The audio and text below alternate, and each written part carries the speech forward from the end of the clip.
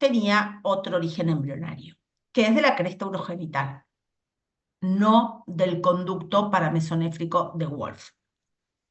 Entonces, que en la etapa indiferenciada, el testículo o un testículo primitivo, los cordones medulares se desarrollaban, no había cordones corticales que sí eran característicos del ovario, porque esos cordones corticales son los que van a acompañar a esos folículos primarios. Recuerden que en el testículo hablamos de espermatogonias y en el ovario hablamos de folículos primarios, donde estaba ese ovocito primario detenido en la primera meiosis, recuerden hasta la pubertad, rodeado de células foliculares, mientras que en el testículo estaban estas espermatogonias que no, hasta la pubertad no inician su meiosis y que se dividían por mitosis.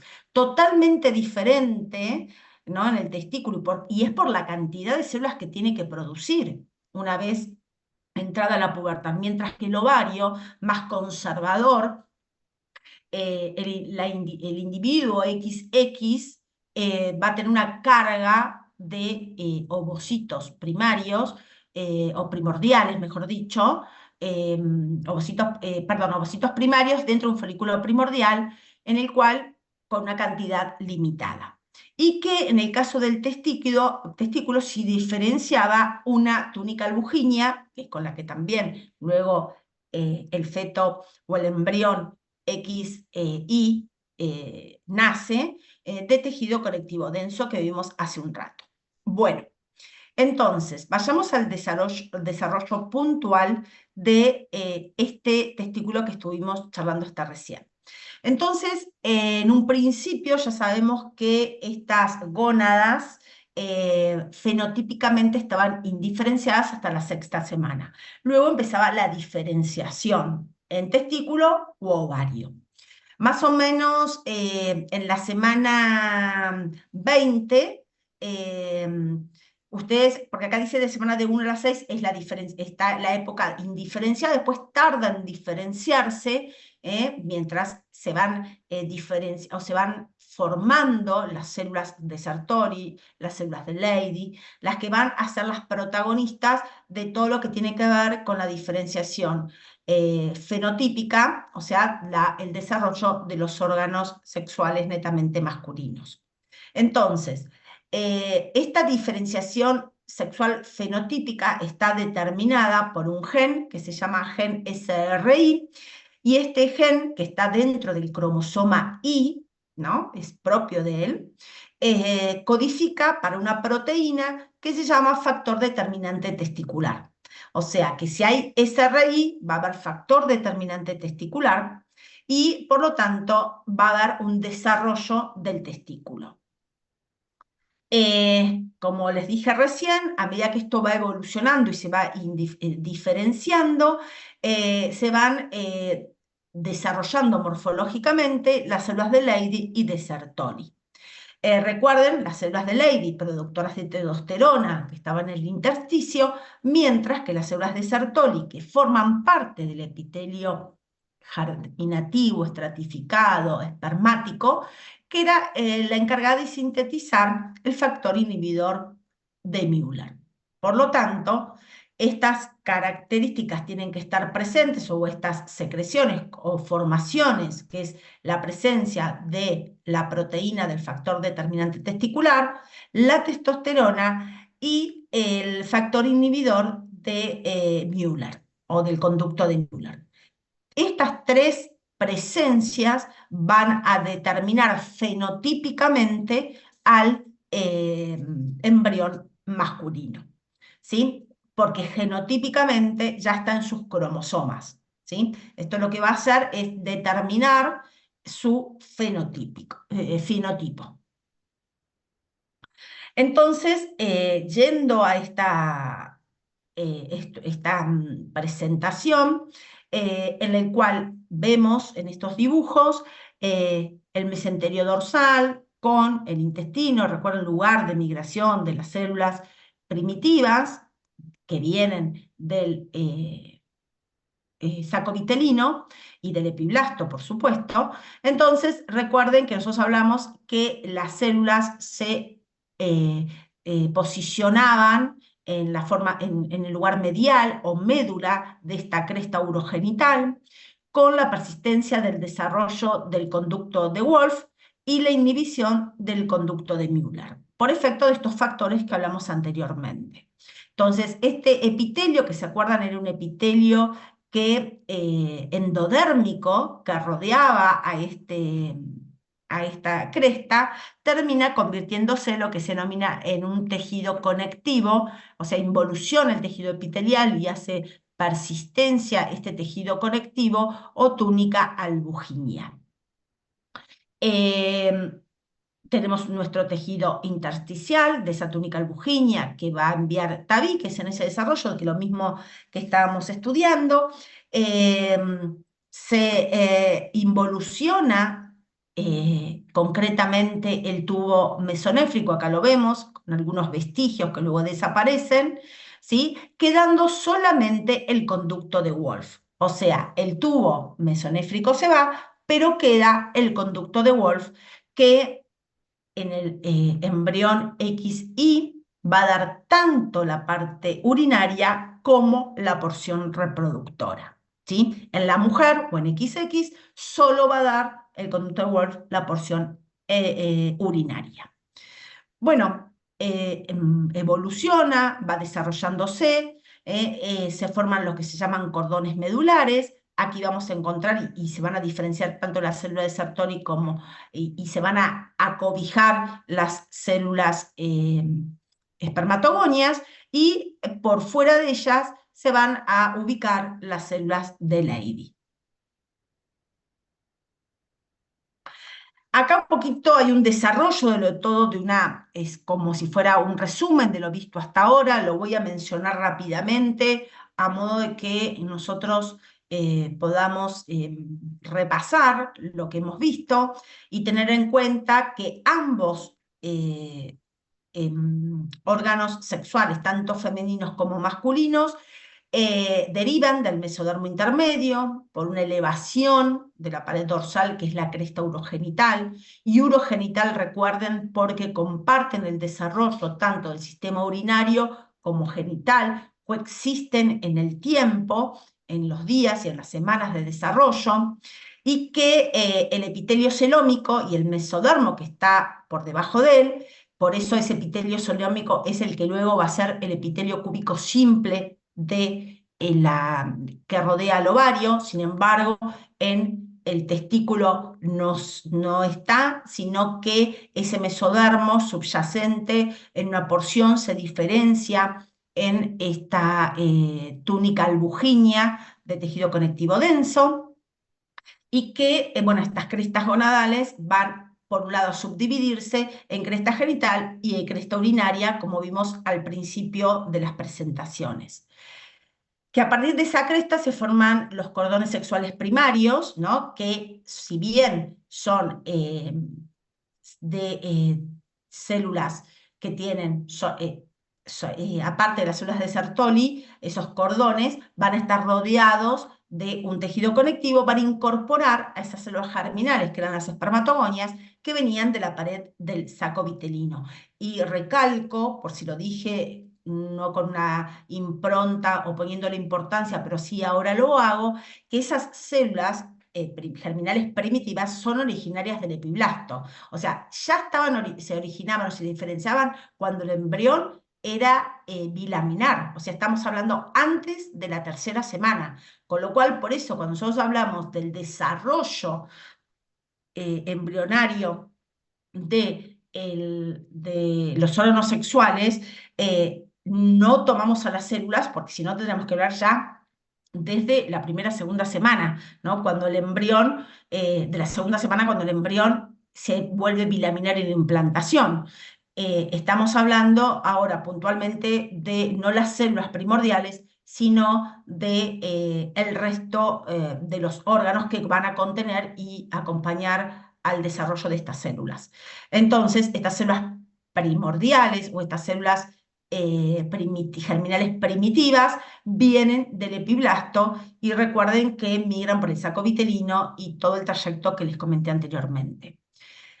que es muy importante tener en cuenta que el cromosoma Y va a determinar el desarrollo del sistema genital masculino debido a que en su brazo el cromosoma Y tiene un gen que se llama factor determinante, que es el gen SRI, que va a dar, para que ustedes no se confundan, el gen es el gen SRI. ¿Y qué va a dar? Va a sintetizar o va a transcribir a una proteína que es el factor determinante testicular. Acá tendría que estar la palabra, que después la voy a agregar, el gen para la proteína del factor determinante testicular. Eh, Estos cordones sexuales primarios que habíamos visto anteriormente, que son estos que están acá, ¿no? Que ustedes ven en este lugar, cordones testiculares, lo que van a hacer van hacia la médula, ¿no? De la gónada, y es lo que estamos hablando, esa que pierde esa conexión con el epitelio superficial, transformándose ese intersticio en la túnica albuginea. Eh, Estos cordones sexuales primarios, que son los que ven aquí, estos en color violáceo o grisecito, no sé cómo lo están viendo ustedes, son los encargados de formar los cordones seminíferos, los túbulos rectos y la red de testis o red testicular. Entonces, esos cordones seminíferos, como yo les comenté anteriormente, van a estar formados no solo por las células de Sertoli, sino también, obviamente, por las espermatogonias que han migrado. Eh, ya hablamos de las células de Leydig y que así, más o menos dice que a la octava semana comienza a secretar testosterona, pero los receptores a la testosterona para los órganos secundarios o los órganos sexuales secundarios o los caracteres sexuales secundarios recién van a estar en la pubertad. Esto es un poquito lo que les quería comentar y si bien nosotros sabemos que los cordones sexuales primarios dan los cordones seminíferos, los túbulos rectos y la red de Testi, coincidentemente todo lo que forma parte del interior del testículo, originario de la cresta gonadal. Pero recuerden que están en íntima relación esos cordones y sus luces con el conducto de Wolf. Bueno, entonces, ¿qué va a dar el conducto de Wolf? Bueno, el conducto de Wolf va a convertirse en su primera diferenciación, que es el conducto deferente.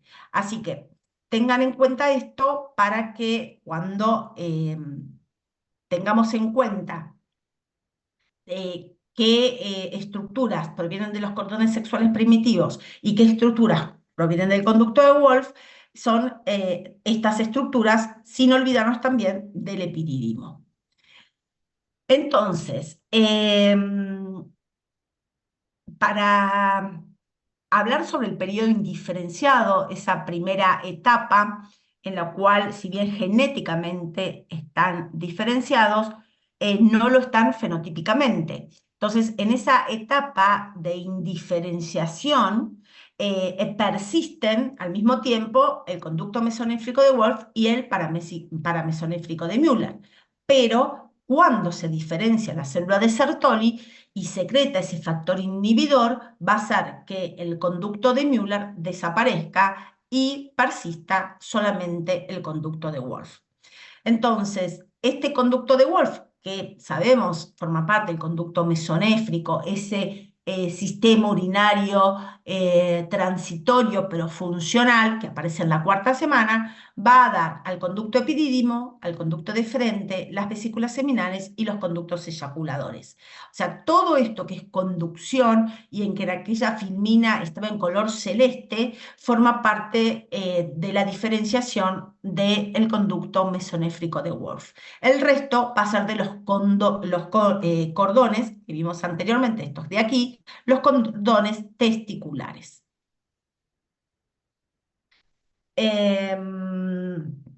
El conducto de Wolf, y lo sabemos porque lo vimos cuando vimos la formación de las uretras y cuando vimos urinario, ese conducto de Wolf, en la parte más caudal, desemboca en el seno urogenital. Por eso pongo recordar de urinario, que lo vimos allí, junto a la porción pelviana que origina a la uretra prostática. Recuerden que la famosa, voy a mostrarles acá, a ver si lo veo acá, a ver si lo tengo, que nosotros en un principio cuando vimos urinario, disculpen, voy a ir acá, a urinario para que sepan dónde lo tienen que ir a buscar.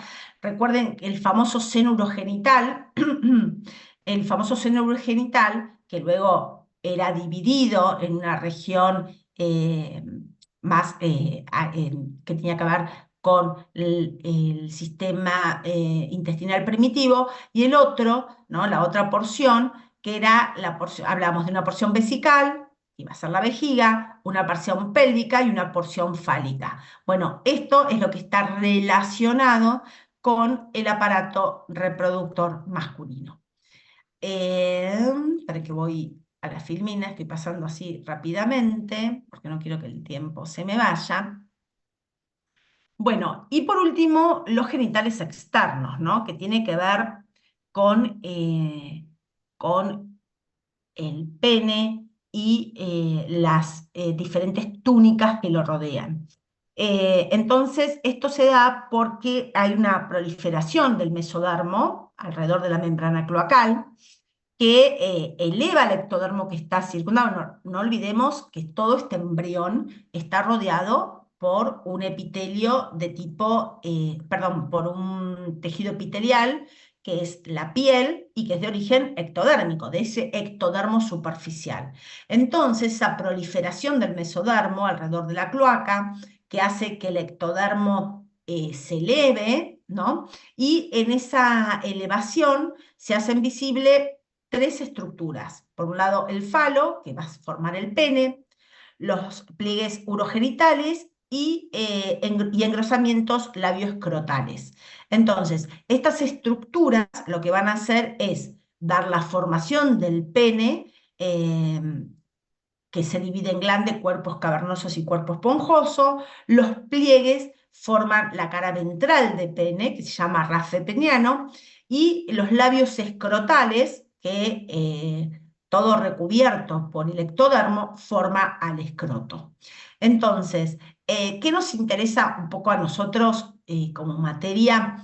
Si bien genitales externos es importante, es toda la formación desde los periodos indiferenciados, saber muy bien de dónde vienen esas células primitivas, tanto XX como es XY, esas células germinales primitivas, cuándo empiezan a migrar, cómo es la etapa indiferenciada, ¿no? Tanto en el ovario como en los futuros ovario o testículo, en esa cresta urogenital, o sea, qué es lo que va a persistir al mismo tiempo, y luego, cuando migran estas células, cómo se van a ir depositando en esa estructura, en esa cresta gonadal que es de origen mesodermo intermedio.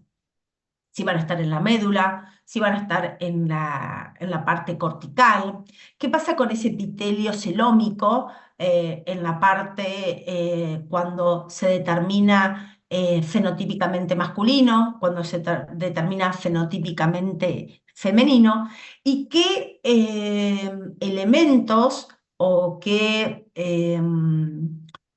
sí, qué elementos son los que van a determinar su presencia o su ausencia de esos elementos, que fenotípicamente el embrión sea femenino o masculino? Y esto estoy hablando de genes, de hormonas, de sustancias, de factores, de los que hemos enumerado acá en esta charlita rápida.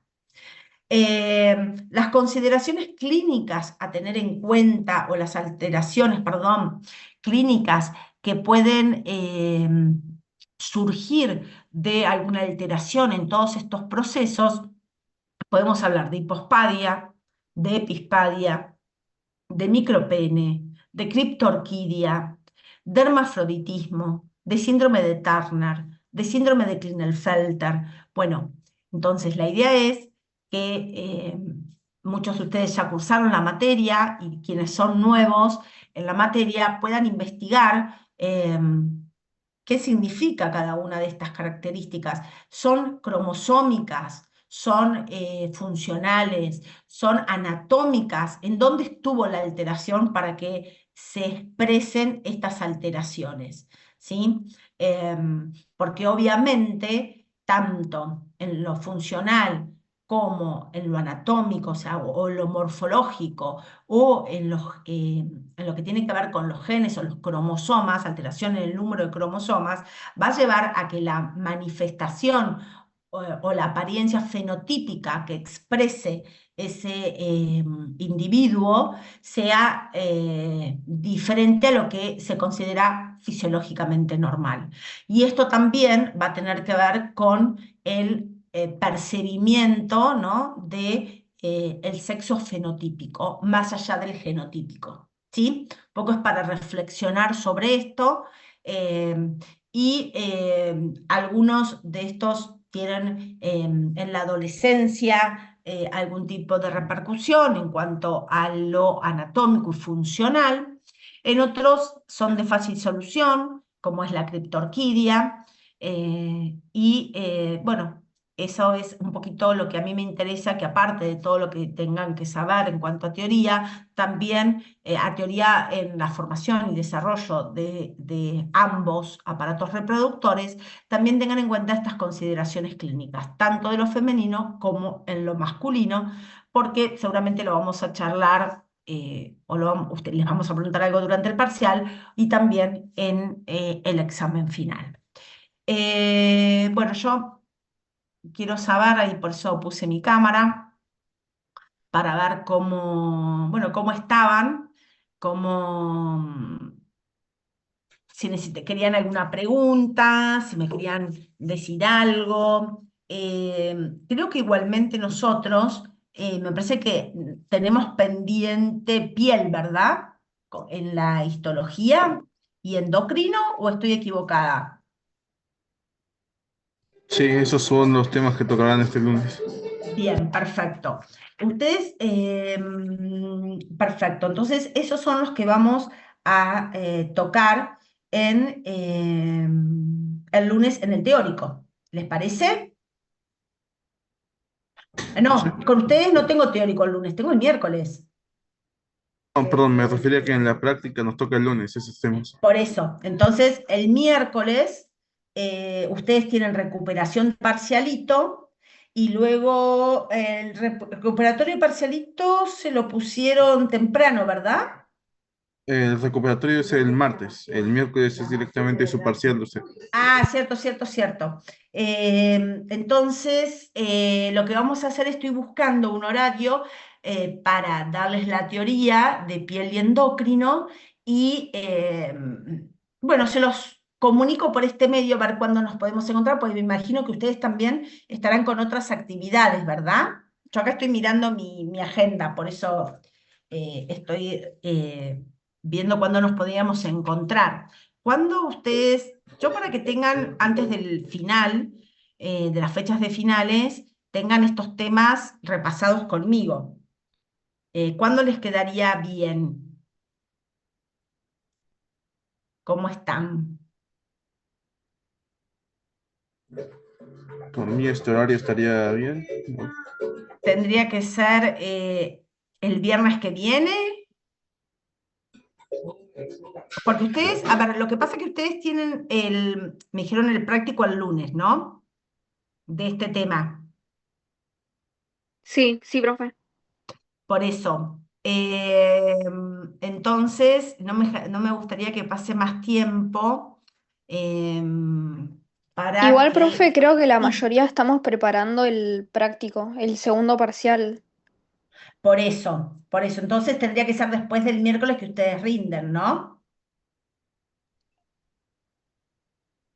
Sí, así como refuerzo después del parcial. Bueno, entonces, a ver, déjenme ver fechas. No me olvido que les tengo que... denme un segundito, yo acá estoy mirando fechas, a ver cuándo podría ser. El parcial práctico, ¿cuándo lo tienen, chicos? Acá tengo la agenda. 25. O sea que ustedes el viernes a 21 pero es feriado, ¿no? ¿Puede ser?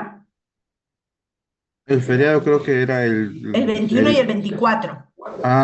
muy largo. Sí, súper largo. ¿Y el jueves cómo están? Por mí Yo el no, jueves sí podría ser.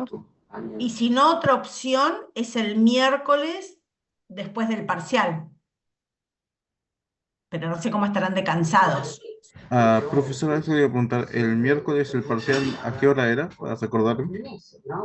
El miércoles en horario de teoría, Eso sería de 12 12 a pm 2. a Listo. 2. Entonces, Profe, ¿y no puede ser después del parcial? por eso pregunto, después del parcial. Yo en No sé ese si caso, todos pueden. no, yo no podría porque después de la hora de teoría tengo el parcial de genética. Ah, está bien. Por eso si no, propongo el jueves, pero no sé qué tienen los jueves. Yo sé que algunos compañeros tienen pueblos originarios, pero creo que era solo en la mañana. Algo así. Bueno, ustedes tienen como un chat interno, ¿no? ¿Verdad? Entre ustedes. Sí, Y podrían preguntar, porque a ver, el tema es que, o sea, yo me acoplo a lo que ustedes me digan, pero siempre priorizo a quienes vienen, participan, se unen a las reuniones, para que ustedes, que son los que vienen, o los que, vuelvo a repetir, participan en las reuniones online, Profe, ahí sí, pregunté en el grupo si sí. pueden el jueves, ¿en qué horario sería? Yo el jueves lo tengo libre, cuando ustedes digan. Ok. O sea, no tengo problema el jueves. Yo estoy a disposición de ustedes.